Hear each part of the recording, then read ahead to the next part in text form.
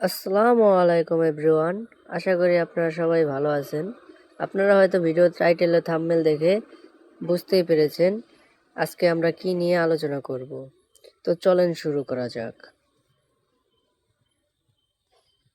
আজকে আমরা শিখব একটি জার্সি কিভাবে ডিজাইন করা যায়। সকলে মনোযোগ দিয়ে ও ধৈর্য সহকারে শিখব।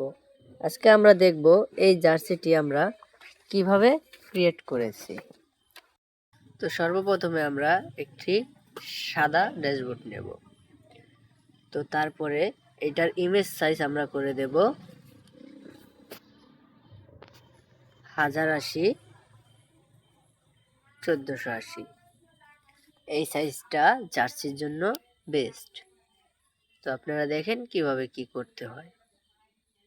তারপরে আমরা এই সাদাটাকে আমরা একটা কালারে কনভার্ট করব।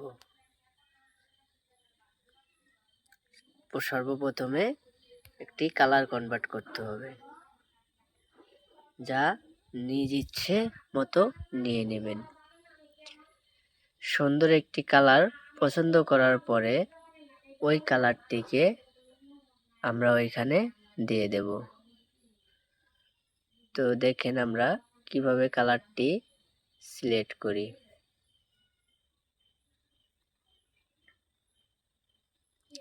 আমাদের কালারটি সিলেক্ট করা হলে আমরা ওই কালারটি অ্যাড করে দেব। অ্যাড করে দেওয়ার পরে আমরা এই কালারটি আগে সর্বপ্রথম একটা এক্সপোর্ট করে নেব। আমরা এখানে আলটা দিয়ে এক্সপোর্ট করে নেব।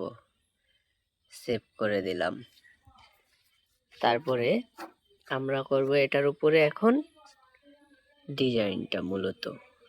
তো আমরা আজকে করব একটি ক্রিকেট জার্সি ডিজাইন। তো ক্রিকেট জার্সি ডিজাইন করার জন্য সর্বপ্রথমে আমাদের প্রথমে আমরা ফ্রম টু গ্যালারিতে যাব। এখান থেকে বাংলাদেশের ক্রিকেট টিমের জাতীয় লোগোটা আমরা সিলেক্ট করে নেব। ওইটা সিলেক্ট করার পরে তারপরে আমরা লোগোটাকে একটু অ্যাডজাস্টমেন্ট করে একটু ছোট করে আমরা ডান পাশে লাগিয়ে দিলাম। ডান পাশে লাগানোর পরে আমরা এবার আরেকটি ফাইল নেব।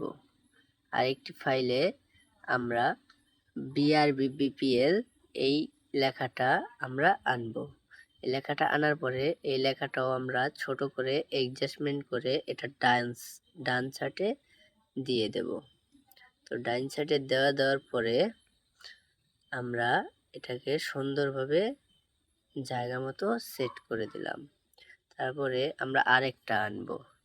আরেকটা হচ্ছে এই যে আমাদের ক্রিকেটের লোগো, এইটা দিতে হবে। এটাকে আমরা ছোট করে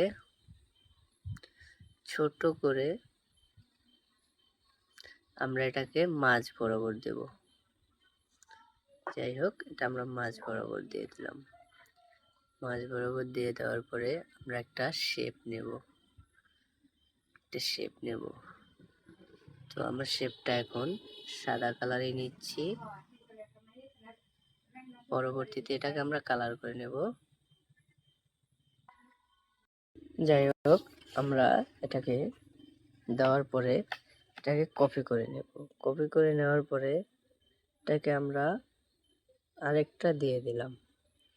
জাস্ট আরেকটা কপি করে নেব। কপি করে এটাকে আমরা 3 দাগ করে দিলাম। তারপর এই যে এটাকে আমরা সমান মাঝ বরাবর দিয়ে দিলাম। তারপরে এখানে লিখে দেব, এটাকে কালার দিয়ে দিই। কালারটা দিয়ে দিলাম। তো আপনারা বিভিন্ন ধরনের কালার দিতে পারেন, যেটা আপনাদের পছন্দ হয়। তো আমি একটা দিয়ে দিচ্ছি। তো আরেকটা আছে, আরেকটার কালারও দিতে হবে। তো আমি এটা রেডের ভিতরে রাখবো। এটাকে আমি রেড এই কালারটা দিলাম। আর এই মাঝখানেরটা আমি রেড কালারের ভিতরে রাখবো। রেড কালারের ভিতরে রেড রাখবো, কারণ আমাদের বাংলাদেশের পতাকার জন্য। তো এখন আমাদের একটা টেক্সট নিতে হবে। টেক্সটে লিখবো আমরা বাংলাদেশ, BAN, জি বাংলাদেশ। তো আমাদের এখানে একটা ফন্ট অ্যাড করতে হবে, যা এই যে ডিফিউজড, এই ফন্টটি আমরা ব্যবহার করতেছি। এখানে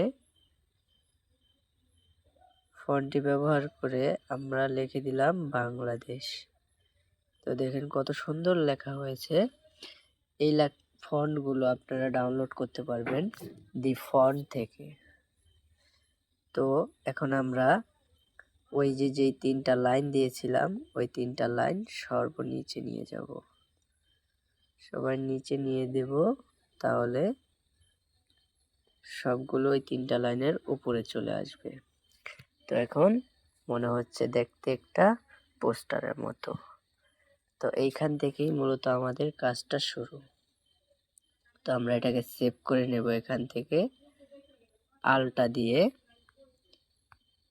তারপরে এখন আমাদের মূলত পোস্টার বানানোর কাজটি শেষ। এখন আমরা জার্সিতে মূলত মূল কাজটি করব। তাই জন্য আমাদের যেতে হবে পিকচার আর্টে। চলে আসলাম পিকচার আর্টে। তো আপনারা এই মোকআপটি গুগল থেকে ডাউনলোড করে নিতে পারেন চাইলে। তো আমরা এবার যাব অ্যাড ফটো। অ্যাড ফটোতে গিয়ে ওই যে আমরা প্রথম যে পোস্টারটি তৈরি করেছিলাম সেই পোস্টারটি নেব। নেওয়ার পরে অ্যাড করে দেব। অ্যাড করার পরে এখানে আমরা ব্লেন্ডে যেয়ে মাল্টিপ্লাই করে দেব। মাল্টিপ্লাই করে দিলে শুধু এই যে যেই কালারটা আছে শুধু এই মোকআপের ভিতরেই থাকবে, এর বাইরে কোথাও না।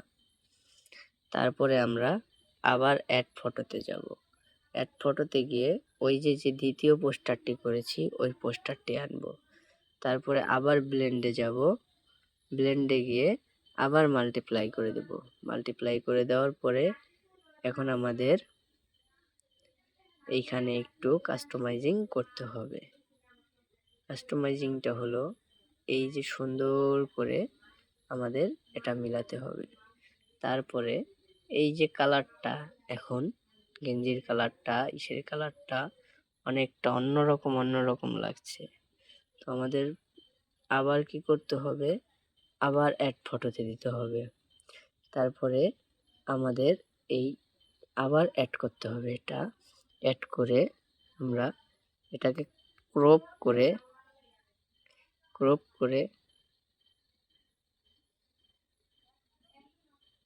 এটাকে নিচে নিয়ে আসব, এনে এখানে সমান করে দেব। সমান করে দিয়ে এটাকে ব্লেন্ডে গিয়ে আবার মাল্টিপ্লাই করে দেব। তো এখন এইখানে যেই এগুলো আছে ফাঁকা জায়গাগুলো, ওগুলো আমরা পূরণ করে দিলাম। পূরণ করে দিয়ে দেওয়ার পরে পূরণ করার পরে আমাদের এখন কাজ হলো, এই তো কত সুন্দরভাবে মিলে গিয়েছে। আমাদের পূরণ করে দেওয়ার পরে কাজ হচ্ছে আবারও অ্যাড ফটোতে গিয়ে আবারও সেই এই মোকআপটি আনতে হবে। এটা এনে তারপরে আবারও ক্রপ করতে হবে। এই যে কোণা থেকে ক্রপ করে আমরা আবার ব্লেন্ডে গিয়ে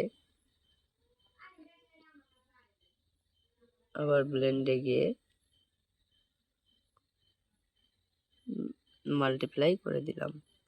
মাল্টিপ্লাই করে দেওয়ার পরে আমাদের এটাকে অ্যাডজাস্টমেন্ট করে নিতে হবে। অ্যাডজাস্টমেন্ট করে নেওয়ার পরে